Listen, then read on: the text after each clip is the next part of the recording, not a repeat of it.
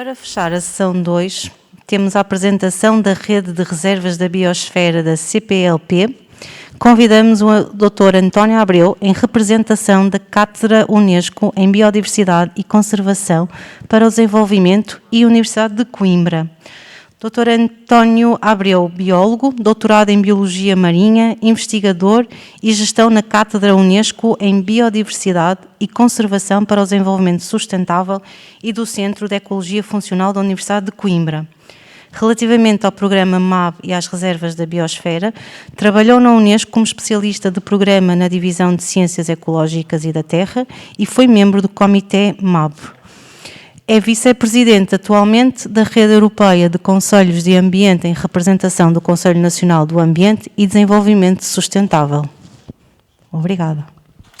Muito boa tarde a todos e obrigado a Serralves por nos ter proporcionado este encontro, ou proporcionado que nos encontrássemos aqui, uns felizmente fisicamente, outros online, a quem saúdo, toda a gente, obviamente, primeiro quem nos acolhe nesta casa que é belíssima e que nos permite jogar em campo neutro, ou seja, fora de uma reserva da biosfera, mas se calhar também podemos pensar que as reservas da biosfera não se limitam às suas fronteiras físicas.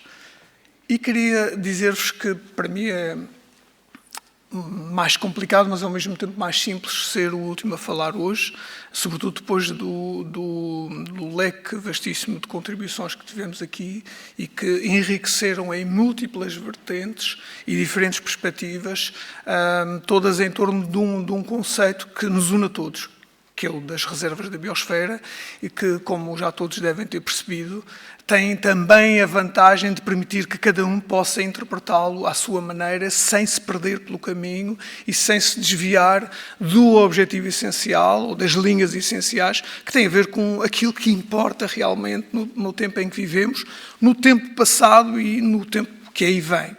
Enfim, e nós a fazermos isso estamos basicamente também a assumir a nossa responsabilidade, quando digo nós, a nossa geração, os que aqui estão, hoje neste planeta, e a dizer que somos conscientes daquilo que foi o passado, também conscientes do bom e do mau que estamos a fazer, mas daquilo que é o nosso papel para que haja um futuro. Seja individualmente, seja em rede, falar de reservas da biosfera é de facto um voo que nos leva por vezes sem direção ou com uma direção que permite cada um escolher a altitude, a intensidade, se vai aplanar, se vai abater as asas, não interessa. Mas é um voo que se torna muito mais agradável se feito em conjunto. Eu normalmente pego sempre nestas fotografias, nesta fotografia de duas aves que fiz numa potencial reserva da biosfera, mas elas não são necessariamente desse sítio, elas vinham de outro sítio, como toda a gente sabe. A natureza não tem esse problema. Aquilo que me vai ocupar agora, e que eu agradeço a vossa atenção, é de facto contar um bocadinho a história, pouco a história que se fez até agora, desta coisa que se chama e que hoje começa a falar, que é a Rede de Reservas da Biosfera da Unesco dos países da CPLP. É uma história longa, eu vou tentar ser muito breve, mas vale a pena, sobretudo para chegarmos a uma conclusão que é a rede, hoje, talvez aqui, beneficiando desta facilidade toda da comunicação e de termos sido capazes de congregar tanta gente aqui, vai ficar a ser mais conhecida, melhor conhecida, mas ela já existe. Ela já existia, não tinha este caráter que hoje vamos ter aqui um pouco mais pragmático, mais orientado para o futuro, também de responsabilidade, de compromisso, todos nós, não só os oradores, mas toda a gente que aqui está, até para trazer outros para este caminho. E é de facto um caminho que já começou há algum tempo e que eu gostaria muito de partilhar convosco um pouco disso. Obviamente já viram isto, que está aqui escrito, de vários ângulos e feitios, até em línguas diferentes hoje, e é apenas, e não nos cansamos, porque é importante que todos nós possamos repetir isto todos os dias, o mais possível, porque há sempre gente nova e há sempre gente menos nova, mas que nunca nos devemos cansar de explicar o que é uma reserva da biosfera. São sítios, nem todos os sítios podem ser reservas da biosfera. Eu tenho um slide, não vou passar hoje aqui, porque acho que seria ofensivo, mas costumo passar que é o que não é uma reserva da biosfera.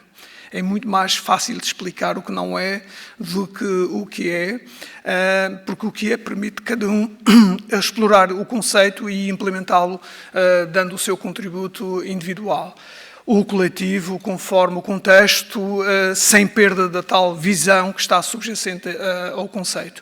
Mas, na prática, são sítios privilegiados, viram hoje imensos, que são sítios todos bonitos, todos atraentes, todos com um enorme potencial, um conjunto de recursos naturais, humanos, sociais, históricos, patrimoniais, culturais, que de facto são singulares, são representativos, mas não são produtos acabados. São produtos que, tal como a evolução não acabou quando o Darwin lá publicou aquele livrinho, as coisas continuam e, eventualmente, muito já aconteceu, até com a nossa própria espécie, depois que ele lá pôs, digamos, aquele sistema evolutivo.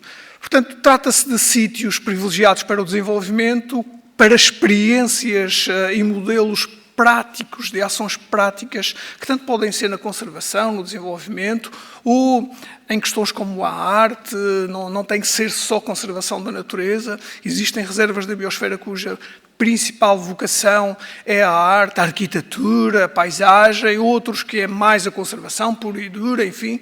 Não há que ter dogmas, é de facto um programa aberto, mas seja qual for a perspectiva, a ideia é conjugar a conservação e o uso sustentável dos recursos. Portanto, e a partir daí, o conceito de desenvolvimento sustentável também é muito subjetivo, é algo que não se pode medir, há quem goste das coisas com uma métrica. Eu prefiro usar um conceito que aprendi há uns anos, que é uma utopia útil. É bom caminhar para lá mesmo e mover-nos em direção a essa, nesse sentido, mesmo sabendo que não podemos dizer já cheguei, agora já estou sustentável, o meu território já é sustentável. É um desafio que vai ser sempre, portanto o conceito pode ter pouco tempo, mas há de persistir e isso anima-nos para o futuro. Também já vimos este boneco aqui, estes números, 714 sítios em 129 países, 24, está entre parênteses 25, porque de facto a segunda reserva na Guiné-Bissau está praticamente concluída, com um bocadinho de sorte, e se a conjuntura favorável permitir, ainda este ano poderá ser submetida à sua candidatura, que é uma área fantástica no norte da Guiné-Bissau, que junta, baseada no rio Cacheu, tem o maior mangal em contínuo no continente africano, com mais algumas ilhas, Jeta, Psiche, mais algum... Aliás, ela vai até outro rio um pouco mais abaixo. O dossiê está muito desenvolvido, foi interrompido devido à situação da Covid, em fevereiro do ano passado e penso que, digamos que é aquela das reservas a que está mais próximo de ser submetida à Unesco em breve.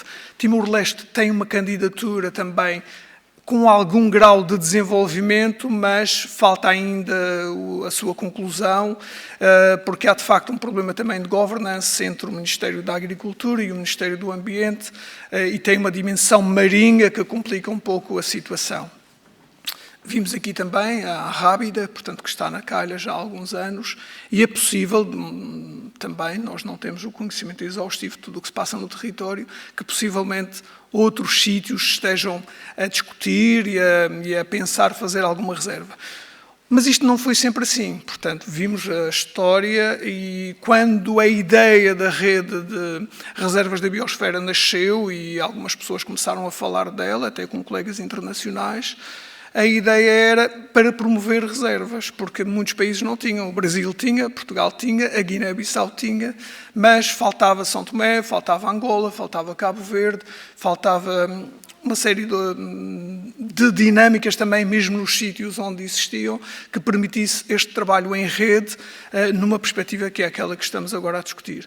Isso foi o que foi acontecendo de uma forma natural, através de sinergias e de colaborações pontuais, de muito boa vontade de muita gente, quer do ponto de vista pessoal, quer institucional, quer no sector científico, governativo, foram-se criando oportunidades que de facto levaram a que hoje exista este conjunto de reservas que nos faz estar aqui juntos e isso é de facto um resultado dessa dinâmica de colaboração. Isto não vale a pena repetir, portanto, mas é bom lembrar que são sítios onde a conservação faz parte, não é só onde se faz conservação, é onde a conservação é mesmo um elemento central na estratégia de desenvolvimento. Isto é muito importante que se diga, porque muitas vezes a conservação é tida em consideração, não, é parte da estratégia de desenvolvimento. Conservar, creio que foi a Helena que falou nisto hoje de manhã, conservar é desenvolver, não é parar o desenvolvimento. E esse é um contributo e uma demonstração clara que as reservas da biosfera podem aportar. A promoção de soluções para a conservação e utilização sustentável dos recursos. Não há fórmulas que se apliquem de um lado para o outro, mas há aprendizagens, metodologias e aproximações que nós podemos beneficiar, porque muitos outros têm problemas, a natureza pode ser diferente, mas os impactos e as necessidades podem ser muito parecidas e as metodologias afinam-se e transferem-se. E testando essas abordagens que são multidisciplinares, muitas vezes nós temos as coisas compartimentadas, ciências sociais, ciências humanas, sociais, naturais, e de facto as reservas da biosfera têm essa facilidade para essa visão integradora que promovem o diálogo, mas não é só o diálogo entre atores no local, no terreno, podem estar muito distantes, através das redes temáticas e geográficas, mas também do ponto de vista daquilo que é o objeto de trabalho de cada um desses atores. Portanto, o trazer... Eu, durante muitos anos, já estou ligado às reservas há muitos anos, via só biólogos e gestores de conservação. Hoje vejo cada vez mais antropólogos, sociólogos, economistas. Vemos isso, há uma evolução no perfil. Quando vamos a um encontro mais internacional, conseguimos perceber que há essa transformação. Isso significa que, de facto, o conceito tem validade e está a fazer o seu papel naquilo que é a atração e o envolvimento de todas as valências que nós precisamos para fazer este percurso. O que é que existe, ou o que é que até agora tem sido a cooperação entre reservas da biosfera da CPLP? Existe muito trabalho, aliás, quem não tivesse a percepção do que são as reservas da biosfera da CPLP e estivesse aqui hoje, ou tenha a facilidade de ver no futuro a gravação, que penso que vai ficar disponível, fica surpreendido, porque de facto há uma imensidão, e eu creio, todos temos consciência, que os oradores tentaram ser o mais sintéticos possíveis. Mas cada uma das reservas só por si dava 2, 3 dias de conversa aqui e não se esgotaria aquilo que é de facto a atividade. Portanto, há muito trabalho, não é um conceito novo para muita gente em termos de conhecimento, mas no terreno há imenso trabalho, muitas vezes não há capacidade de comunicar, de transmitir, de envolver, há muitas dificuldades, enfim, não são só sucessos. E existe também muita cooperação, porque a Unesco é isso, em termos de reservas da biosfera, a rede mundial favorece e obriga, do ponto de vista estatutário e regulamentar, a cooperação, mas, no entanto, não existe ou não tem existido uma colaboração permanente. Existem, de facto, muitas e excelentes experiências de cooperação entre reservas no seio da CPLP, mas nem todas num contexto constante, consciente, programado, porque efetivamente elas encontram-se ou bilateralmente ou por via de outras redes, porque não há exclusividade. Cada reserva da biosfera pode estar nas redes todas que quiser, desde a rede mundial às redes temáticas, e elas encontram-se, as reservas portuguesas ou que falam português, vão se encontrando, por exemplo, na rede mundial de reservas em ilhas e zonas costeiras, onde os Açores e a Madeira se encontram muito com São Tomé, com o Príncipe ou com a Guiné-Bissau, e falam, obviamente, falam em conjunto com as outras reservas dos outros países, mas também falam entre si e identificam quantos projetos já saíram, pequenas colaborações, desses encontros que são feitos à margem ou nos corredores, no jantar, no coffee break, e que geram essa atividade. E, de facto, não existia um programa permanente potenciado por esta questão de termos uma história e uma língua comuns. Exemplos, Santana colheu quadros, aliás, a própria coordenação da Reserva da Biosfera do Príncipe viveu algum tempo em Santana para aprender, na altura, o cotidiano de uma Reserva da Biosfera, portanto, foi percebendo, a coordenadora da Reserva de então, na Ilha do Príncipe, esteve em Santana, que é uma ilha, portanto, é uma reserva de uma ilha, para tentar perceber as dinâmicas, como é que é a organização, a participação, enfim, os projetos são diferentes, mas esse tipo de colaboração existe já há muito tempo.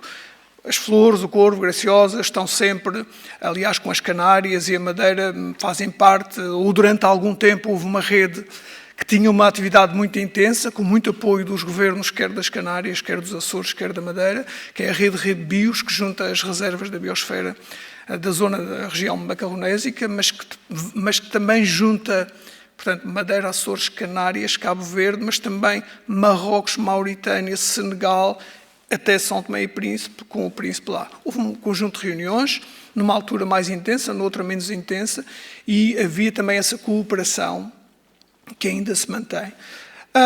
Noutros sítios, na rede Afrimab, que é a rede das reservas da biosfera da África subsaariana, o Príncipe encontra-se várias vezes com a Guiné-Bissau ou com Moçambique. Portanto, e lá também cooperam e têm alguma atividade. Portanto, o que não havia até agora foi esta capacidade de encontrarmos um rumo e uma rota que pudesse ser mais permanente, mais consistente. Isso aconteceu, obviamente, porque existem mais reservas, porque houve mais contactos, porque beneficiamos do apoio da Unesco. Já agora um agradecimento ao secretariado, porque em algumas destas reuniões foi mesmo decisivo o apoio da Unesco, aos gestores, aos governos, enfim, a toda a gente que está envolvida, e que levou a que nos últimos anos se tenha criado uma dinâmica para avançar um pouco mais e assumir este desafio, não tendo até agora encontrado meios, porque muitas vezes as pessoas têm vontade, mas não têm meios materiais, que é preciso, no fim do dia, é preciso fazer, digamos, com que as coisas funcionem, que se suportem os custos associados, mesmo a uma simples reunião Zoom para algumas reservas, isso não é possível, portanto temos que criar essas condições. E isso é o que tem vindo a acontecer e é aquilo que agora perspectiva um caminho que hoje, de uma forma comprometida, as reservas da biosfera, os comitês MAB também, porque muitas vezes não é possível pôr todas as reservas a falar ao mesmo tempo. Neste caso, a Presidente do Comitê MAB Nacional tem sido o catalisador, enfim, dentro das reuniões do Comitê MAB para esta questão, mas conseguiu-se identificar um conjunto de objetivos que, pelo menos agora, até agora, são de interesse comum. A promoção e a capacitação sobre o programa MAB. O programa MAB tem as reservas da biosfera, mas tem outras atividades e é importante que nos países, para além de fazer funcionar as reservas da biosfera, se fale e se promova o programa MAB. Em particular nos países onde ainda não existem reservas da biosfera, portanto, este é um objetivo consensual para todas as reservas e os comitês MAB e algumas comissões nacionais, mas também outros parceiros que se têm vindo a aproximar deste projeto. O reforço das competências técnicas e de gestão, portanto, existe aqui uma disponibilidade de reservas em ajudar a capacitar os quadros de outras reservas de modo a que, do ponto de vista técnico, possam ter mais competência, maior capacidade, quer na própria gestão, quer no desenvolvimento de projetos.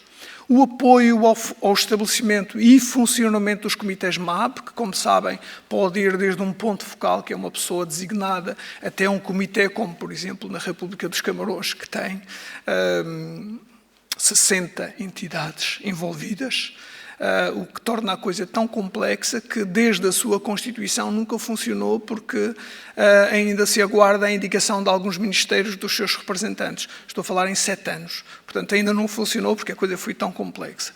Isto acontece. A análise de potenciais futuras reservas da biosfera, alguns países têm este interesse, quer já tendo reservas da biosfera, quer não tendo, que é o caso de Angola em particular, mas, sobretudo, a criação de uma plataforma ou de um fórum, digamos, suportado por uma plataforma que permita a comunicação de uma forma mais permanente, para não ser de reunião em reunião, de projeto em projeto e dependente de circunstâncias que nem sempre estão garantidas para que se fale de uma forma mais regular, que se possa projetar os desafios ou até mesmo reunir para lamentar os insucessos ou as incapacidades. E, obviamente, procurar dinamizar ações conjuntas que, efetivamente, possam ser suportadas numa lógica também de sustentabilidade, partilhar as experiências e transferir conhecimento, porque há, de facto, experiências. Há reservas com 40 anos, reservas com 2 anos, e há caminhos que, não reinventando a roda, pode-se facilmente encurtar o trajeto e passar à frente e fazer o comboio, digamos, avançar um bocadinho mais. E, obviamente, a procura conjunta, porque em grupo este tal voo feito em conjunto é muito mais interessante do que se for feito individualmente, inclusivamente fontes de apoio logístico e de financiamento para alguns projetos, porque de facto também é um jogo que, quer se queira, quer não, nós todos somos um pouco técnicos, mas é preciso energia, senão os sistemas não funcionam, e por muito boa vontade que tenhamos, as fontes de financiamento ou de recursos são muito escassas e temos que, eventualmente, em conjunto, conseguimos posicionar-nos e, eventualmente, beneficiar do posicionamento de uma outra reserva, como pivôs para criar condições que não só favoreçam essa reserva, mas o conjunto na perspectiva daquilo que nos une e que não tem que ser de uma forma, tem que ser por consenso, não tem que ser sempre por unanimidade. O que é que se espera para os próximos tempos desta rede? A sua constituição, a afirmação, creio que hoje é um momento claro, é um desafio lançar isto para a rua, portanto hoje estamos a falar dentro de uma sala, mas o mundo fica a saber que há de facto a rede, que ela existe, que se assume como compromisso e que está aí para trabalhar e, portanto, agora é preciso fazer esse caminho.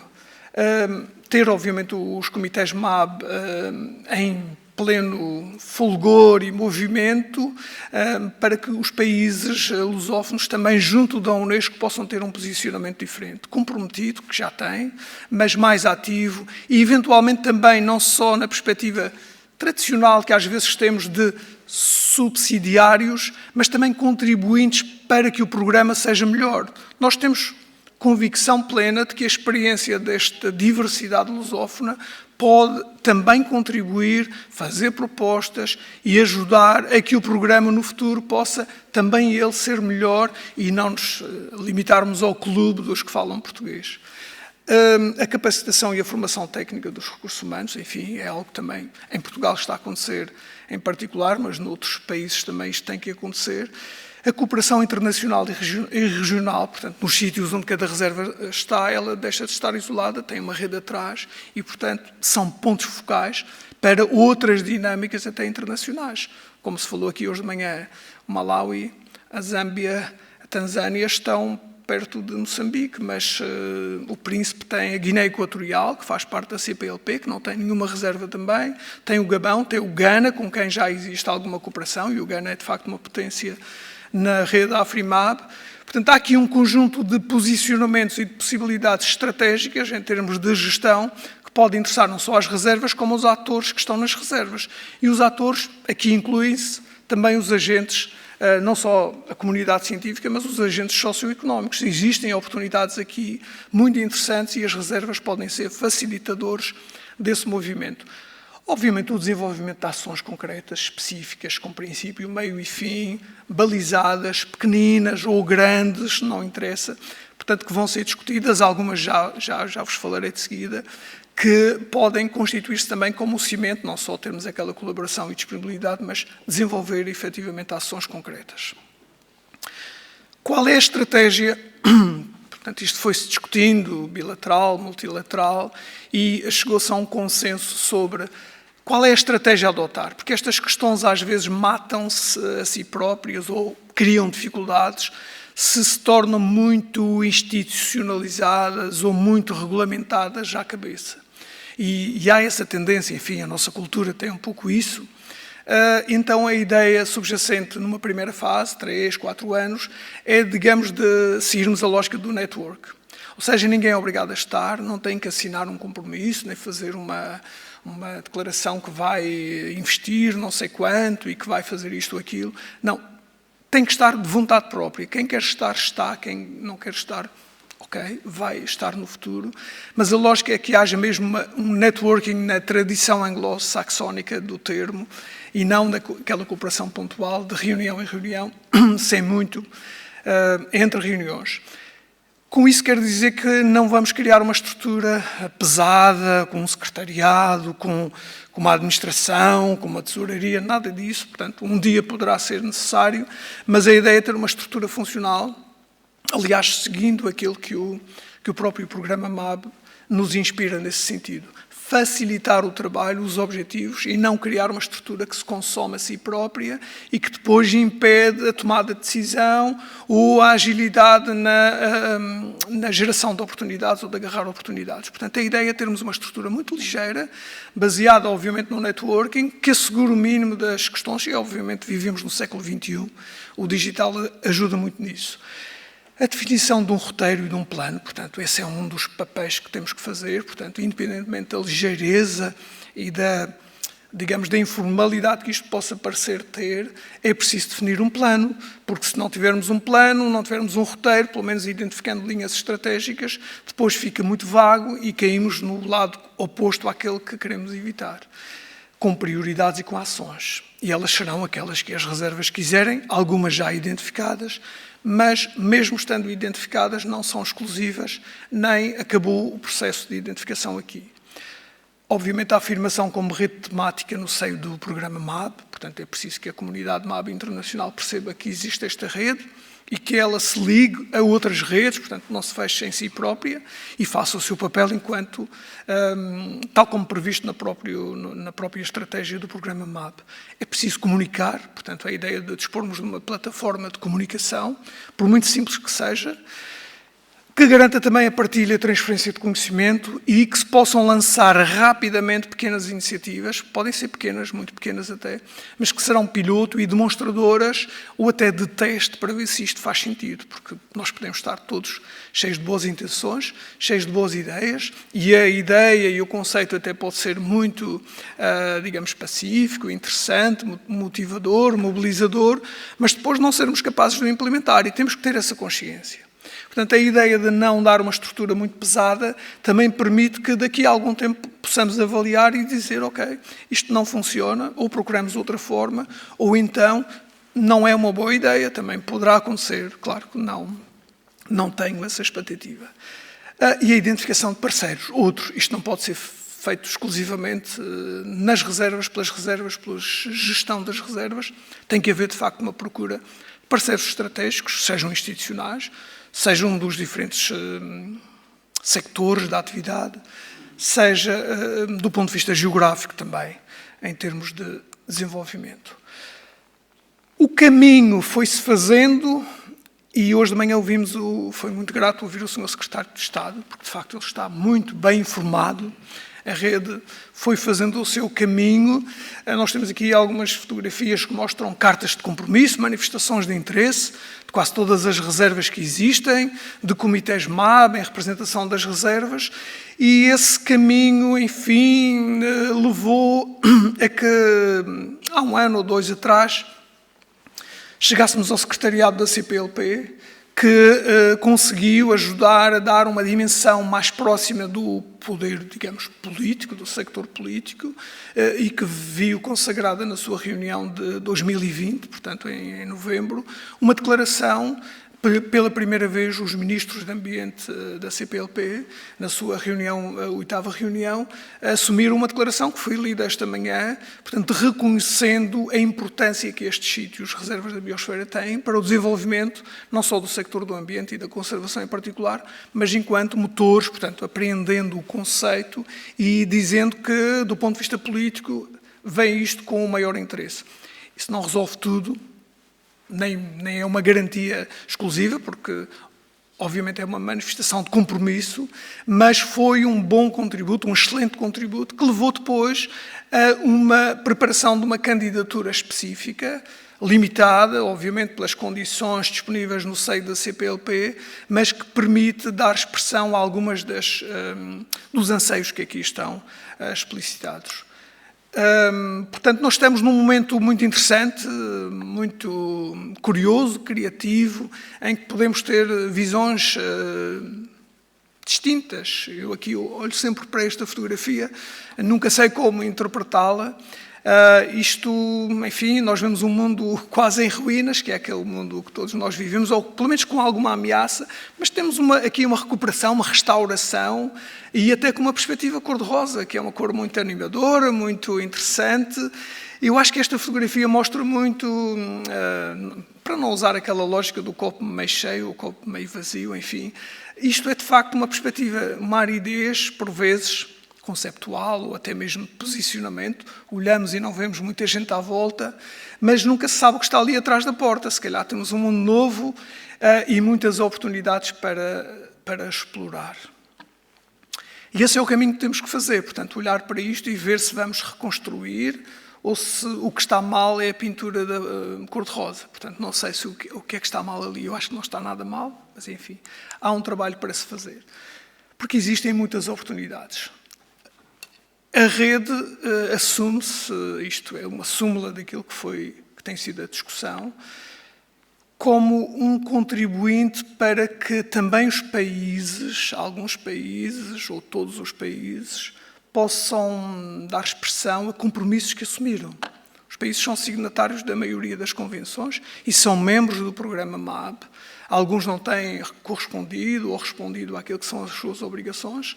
Têm aqui uma oportunidade, a partir do terreno, para fazer face a esses compromissos e, de facto, se assumirem também como atores, enquanto bloco nacional, para um desígnio que é de todos a nível internacional. E agora, entrando um bocadinho mais em algumas linhas de trabalho, os serviços dos ecossistemas, de facto, é um tema que, não só em Portugal, mas noutros países, noutras reservas da biosfera, são centrais. No tempo em que vivemos, não podemos continuar com o conhecimento, com as ferramentas, com a tecnologia que já existe e com a capacidade científica e os recursos que temos, não é possível não termos, sobretudo sobre as reservas de biosfera, informação para colocar sobre a mesa dos decisores, sejam eles quais forem, daquilo que são os serviços dos ecossistemas associados aos sistemas naturais das reservas da biosfera. Portanto, este é um tema central, portanto, será uma das ações primeiras.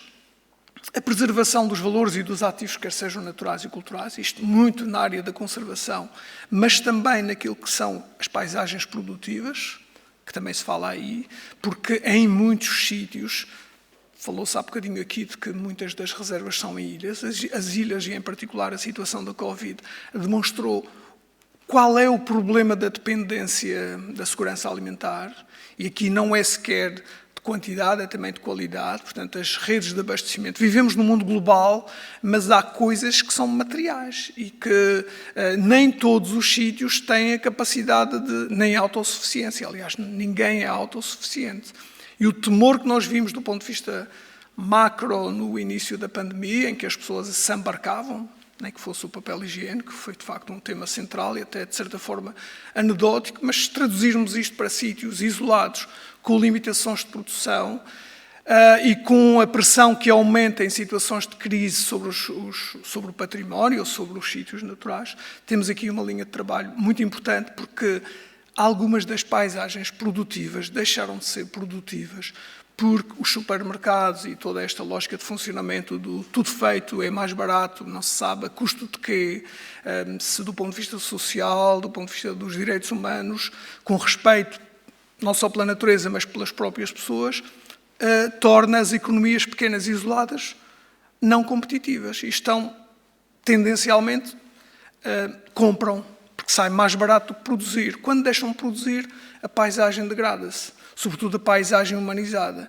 E, portanto, há uma degradação geral que se pode, em alguns sítios, algumas reservas falam nisso, o valor da paisagem humanizada pode ser mais importante em termos da conservação e da sua aplicação, do que os produtos que dela resultam, em termos de agricultura, porque pode não ter escala.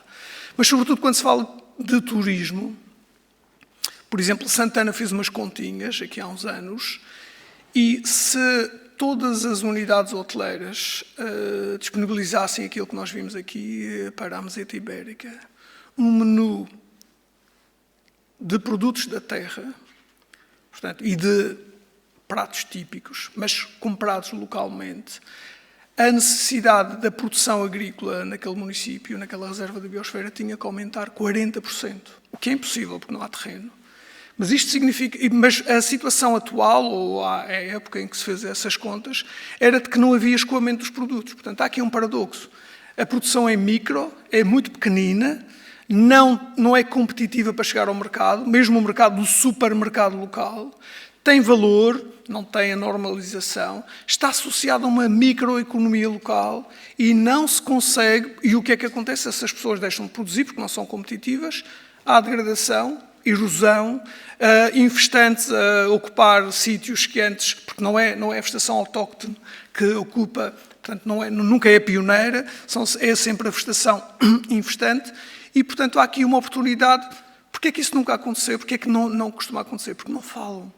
Os agricultores não falam com os hoteleiros fazem compras por grosso, tem que ter planeamento. O microprodutor não consegue garantir a fileira dos produtos na época e na quantidade e na qualidade para isso. Portanto, o fomento do diálogo, que é o que a Reserva da Biosfera fez, conseguiu, num ano, para um município de 6.000 habitantes, fomentar a utilização de 300 toneladas de produto. 300 toneladas de produto agrícola é muito produto àquela escala. O turismo sustentável, as reservas de biosfera todas, no mundo inteiro, são sítios atraentes, bonitos, e que são capazes de fomentar o turismo numa lógica que não depende da quantidade, ou seja, não temos que baixar a qualidade, não temos que ficar na mão do operador, nem de aumentar a capacidade de alojamento para ser competitivos, porque temos outros ativos para colocar em valor e diferenciar o mercado. Portanto, e esse é um fator que pode ser interessante. Criando um produto, um roteiro, uma temática que atrai um público mais informado, também ele mais respeitador da cultura também, não só da natureza, e de facto é um tema que não podemos fugir como área de trabalho nesta rede. Existe uma candidatura que foi feita, que em abril foi apreciada na CPLP, dentro de um dos programas de financiamento. Já agora o meu agradecimento ao secretariado da CPLP também, que não sei se está aqui, mas online estarão certamente, que também atraiu outros parceiros disponíveis e que teve um bom acolhimento de todos os países e, portanto, espera-se que no início do próximo mês, com a presidência de Angola, curioso, ser Angola, que não tem ainda reservas de biosfera, sob a sua presidência que vai ser, digamos, formalizado, espera-se, a materialização do apoio, neste caso o Ministério do Ambiente de Portugal e a Cooperação Portuguesa manifestaram disponibilidade para aportar alguns recursos, outros países também, para poder viabilizar uma primeira intervenção que daria corpo a esta estrutura de comunicação e de capacitação, a análise do potencial de reservas de biosfera em alguns países, algumas ações de capacitação e o lançamento de 3 iniciativas, o roteiro do turismo sustentável das reservas da biosfera da CPLP, uma primeira abordagem aos serviços dos ecossistemas, que em algumas reservas já está a acontecer, que seria, digamos, estendido para um posicionamento, e algo também na lógica das paisagens produtivas. Portanto, não são estas linhas, portanto, há uma baliza também orçamental por essa iniciativa, que não permite muito mais, mas que permite começar a fazer alguma coisa que tem a ver com aquilo que é comum e com as prioridades que foram até agora, digamos, identificadas como potenciais e que seriam elegíveis no quadro daquilo que é a oportunidade, mas podemos ir e devemos ir a outras. Basicamente, é isto que eu tinha para vos dizer.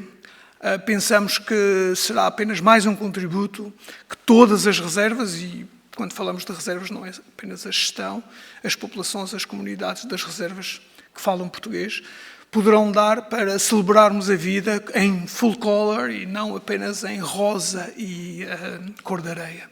Muito obrigado, boa tarde a todos.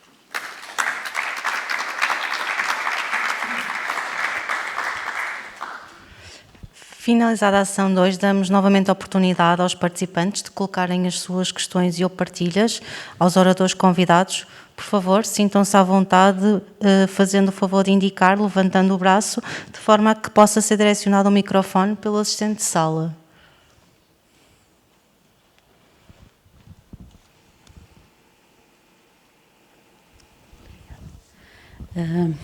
Boa tarde. Eu quero dar os parabéns ao António Abreu pela excelente apresentação e agradecer o convite para aqui estar. Tem tem sido muito prazeroso e tenho aprendido bastante. Portanto, eu estou interessada em saber exatamente qual é o tipo de abordagem que se deve fazer na constituição de uma reserva e aquela abordagem que todos nós gostamos, a abordagem financeira. Quais são os desafios inerentes após se fazer a abordagem, diria eu, administrativa, como ficaria a questão financeira? É uma pergunta muito interessante e que tem uma... Eu vou dar um pouco a minha experiência pessoal e vou começar por dizer que depende de cada sítio. Eu já acompanhei alguns processos de reservas da biosfera, um pouco pelo mundo inteiro também, e já vi sítios onde os meios estavam todos lá à cabeça, ou seja, que o promotor disse, está aqui, o que for preciso para fazer uma reserva da biosfera, e, portanto, o mais difícil costuma ser o dinheiro, nesse caso não era. Era, de facto, o conceito, a envolvência, a identificação, ali ou ali, a reserva, como é que vamos fazer, qual é o modelo, qual é a visão para a reserva, porque isto de fazer uma reserva não é um processo, enfim, de fazer aquele boneco que ali está do ovo frito e já está. Não, tem que haver um sentido. Obviamente que a reserva, sendo uma consagração, um reconhecimento internacional, tem também essa dimensão da autoestima, do reconhecimento do valor.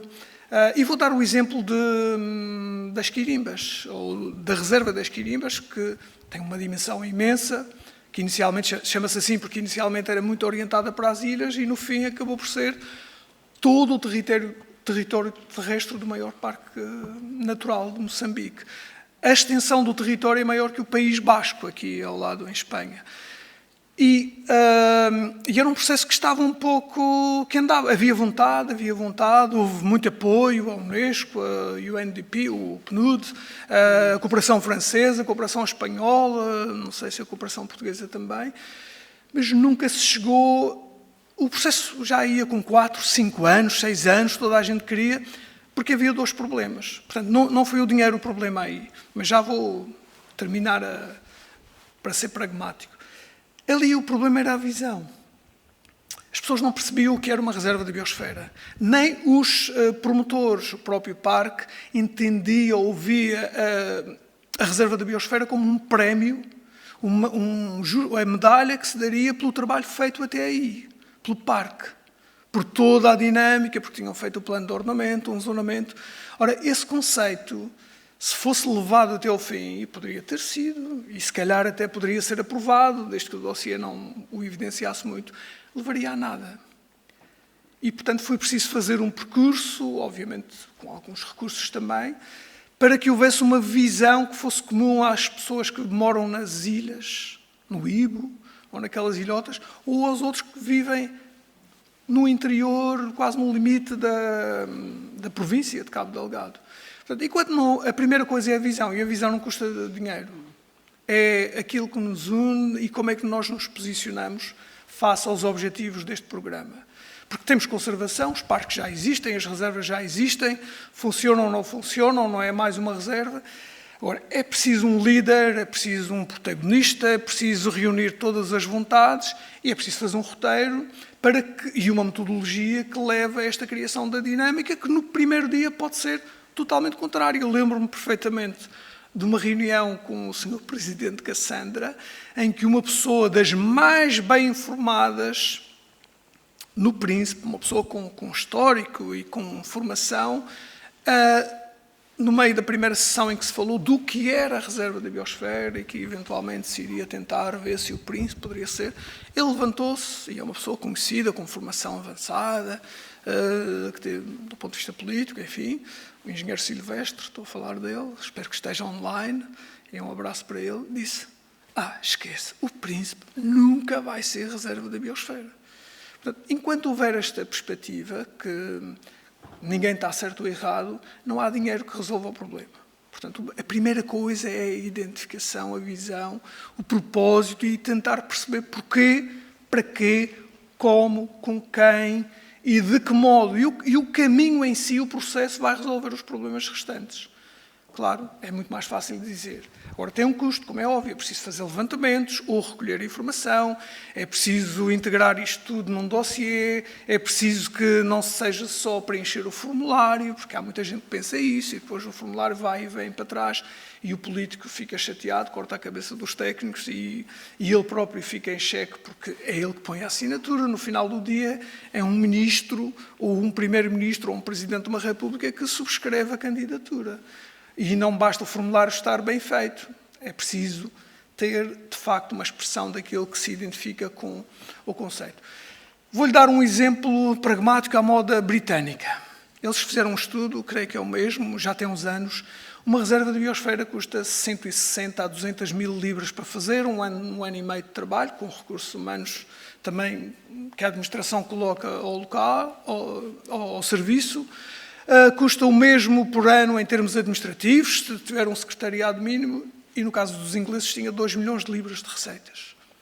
Sobretudo fundos comunitários, o que é curioso vindo da Inglaterra. Agora não sei como é que eles vão fazer, onde é que vão buscar os fundos.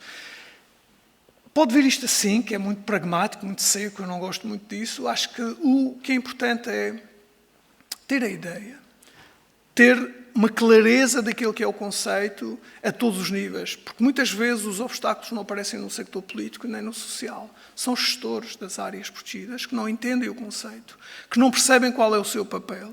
E, portanto, há aqui uma capacidade, uma necessidade de informação, de comunicação, porque não é linear que se chegue, que se diga, que se promova. Muitas vezes a população está muito mais interessada do que os gestores, às vezes é o inverso.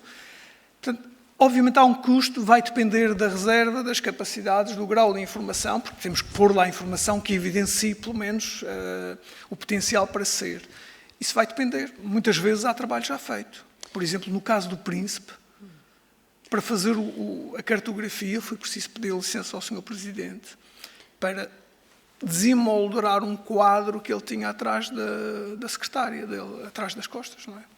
Portanto, na parede, que era o mapa com a batimetria da ilha, que foi feito em 1960 ou 62, pela Marinha, então, portuguesa, não é? E nós, como temos uma dimensão marinha naquela reserva, era preciso bater o referencial, digamos, geográfico e cartográfico com a parte terrestre, que também era de 2 anos mais nova, feito pelo Exército, e fazer um SIG que não havia. Mas, por exemplo, noutros sítios já existe, porque planos diretores, enfim, em Angola, por exemplo, não conheço a situação, mas Moçambique tinha um SIG, de facto tinha aquilo que muitas outras não têm. Portanto, os custos e recursos. A pergunta é, onde é que estão os financiamentos para isso? Onde é que estão? E se pode fazer uma ligação, em termos de missão, com os 17 Objetivos de Desenvolvimento Sustentável? Sim. É obrigatório. O programa MAP tem uma estratégia que foi aprovada no Congresso Mundial, o Miguel falou disso hoje de manhã, e uma das coisas que o Congresso e que a estratégia e o Plano de Ação de Lima impõe é, de facto, tem um conjunto de novidades muito interessantes.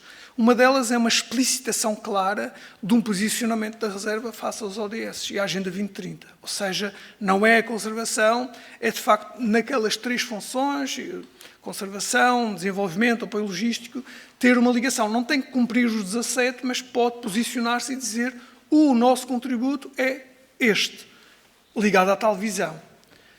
Financiamento. Eu acho que resulta do próprio conceito.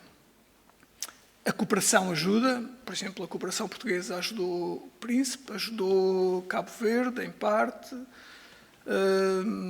está a ajudar a Guiné e outros, portanto, não é exclusivo. Portanto, o que não há é amigo, o que não há é falta de amigos. O que é importante é ter a ideia, ter a vontade, demonstrar esse empenho, criar a dinâmica e depois o que for preciso é bater à porta para dizer e há de se procurar em conjunto. Olha, esse é um dos trabalhos que a rede pode ajudar a fazer. Até porque muitos de nós já passamos por processos, podemos ajudar nesta secção a dar uma orientação, naquela secção a dar outra orientação. Não há uma fórmula, nem a Unesco é uma agência financiadora, portanto, a Unesco, quando muito, desculpa Miguel se me extravasar, quando muito facilita questões de capacitação, pode promover, através de fundos, trust e outras ações, pequenas ações, mas financiar uma candidatura não existem. Não existem.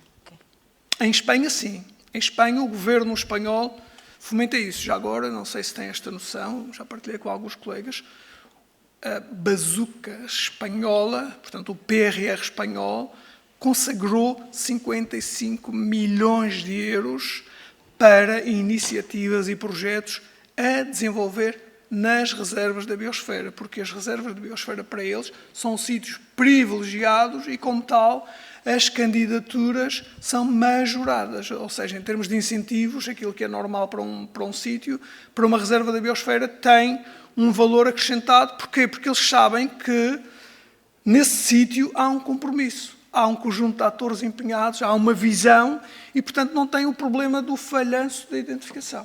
Peço desculpa pelo alongar, mas, de facto, acho que já está.